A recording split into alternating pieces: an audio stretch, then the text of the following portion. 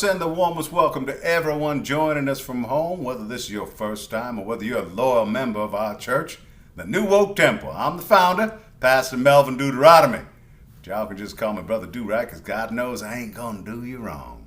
So glad you could join us virtually. I'd rather Zoom than zip, but I'm telling you, I cannot wait until the church doors open wide and we're all able to join together to worship in person once again. Y'all gonna have to excuse my rough and gruff appearance. I haven't seen the barber in some time. I don't know what's scaring me way more, the Rona or the racism. Probably the Rona. Pandemics are something I never had to deal with, while black folks being killed is the American status quo. Whether you're like me and you become accustomed to it, or you're just now waking the hell up, it's crazy out there. Folks are scared. And when folks get scared, there's gonna be unrest. Now, I'm not the type of brother to say, I told you so, but I'm going to be that brother today. Because ever since my tragic moped accident, where I nearly lost 3 of my toes, I've been telling you what to expect.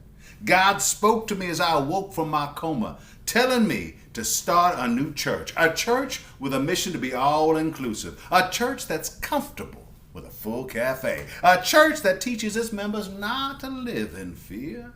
God spoke to me through the pain I was enduring, telling me what was the days to come.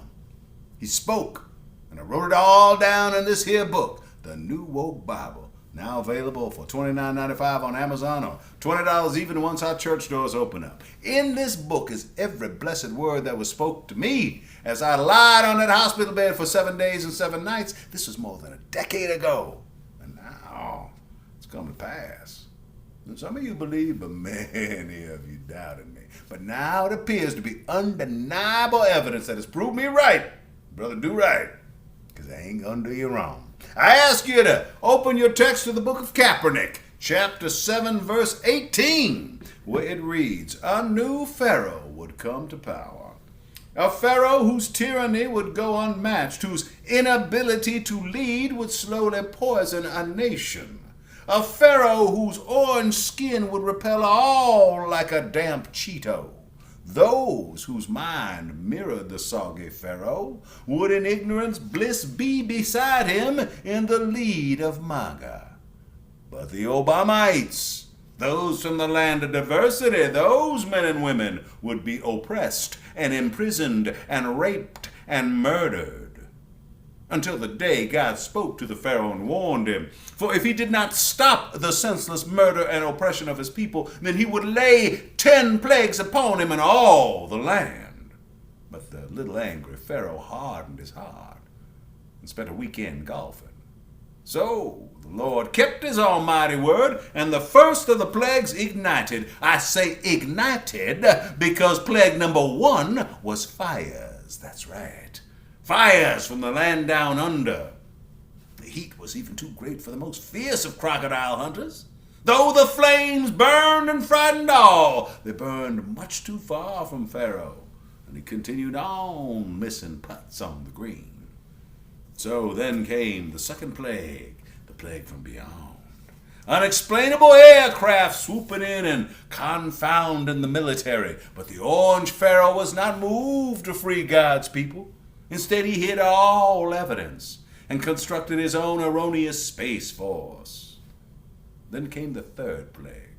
The Lord finally granted the Chiefs a Super Bowl win. Nah, it's not really a plague, except that hell had to freeze over when that happened. Chiefs Kingdom! But the uneducated Pharaoh again did not take heed and was only more confused by the difference in Kansas and Missouri. He did not free the Lord's oppressed people. The fourth plague came with hornets, but not just any hornets. Hornets with a taste for murder. But as the murders in the land of diversity raged on, the Pharaoh's heart hardened, and the MAGA nation turned away, distracting themselves with spring break plans. So the Lord sent a fifth plague, a plague to stop their spring breaks and vacations and concerts and gatherings of any kind. The Lord smote the land with a pandemic like never before. This virus would shut down schools and business, restaurants and beaches. Streets would be empty and hospitals would be overrun. And though millions would die, the Pharaoh would not be swayed. He would foolishly instruct his people to drink lemon-scented poisons or bail out his big business buddies as usual. But he did not free the Lord's people. So the sixth plague, which is more of a movement, is happening. A flood, but not of water. A flood of people and protests filled the streets of every town, right up to the white door where the orange Pharaoh lived. Obamites of all colors from the land of diversity had endured more than enough and demanded that the oppression and murders stop. The flood of protest was a peaceful one, but could tear down walls if need be.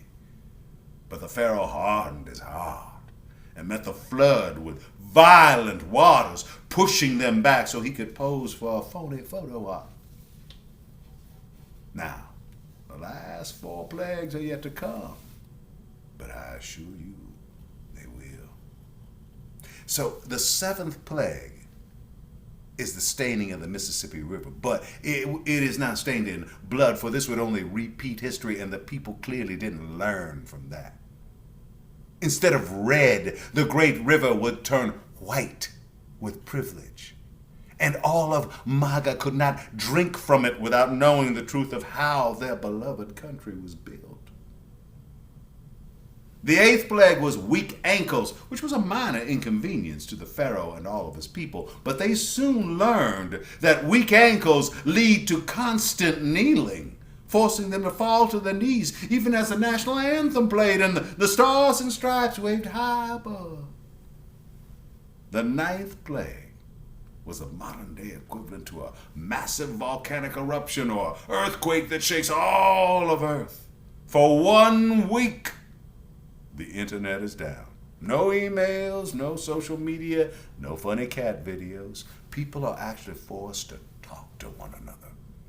No, the foul Pharaoh is enraged that he can no longer send out his hateful and inarticulate tweets. He still hardens his heart like he did many times before. Until the final plague. On the last day of the year, God instructed the Obamites to place Black Lives Matter signs at their doorstep. At midnight, the Lord would safely pass over those homes, but not the homes of MAGA and the great White House itself. For the 10th plague was God taking the wealth of Pharaoh and of his people. He took the wealth and distributed it evenly throughout the land. And for the first time, Pharaoh cried. Nothing meant more to him than his beloved dollar. And the angry orange man freed the Lord's people. And when the boot of oppression was finally lifted, the Obamites could not only breathe, but they could fly. Yes, all of God's people of all different shades grew perfect pairs of wings. But upon seeing this miracle, Pharaoh hardened, and he and his army set out to destroy the Obamites once and for all. The people spread their wings and lifted up into the air and gave flight. As Pharaoh's army approached, they could see the winged people were out of reach. So he ordered his men to deploy the big bombs. Though his men warned him, Pharaoh's appetite for destruction was insatiable. He launched the bombs toward the Obamites, but God's people had no fear. They knew Stacey Abrams would save them. And the sky split open like the Red Sea, opening to another dimension. A place where his people could live free for eternity. A place called New America. And all of the new Americans flew through the hole in the sky to freedom. Then God closed up the sky.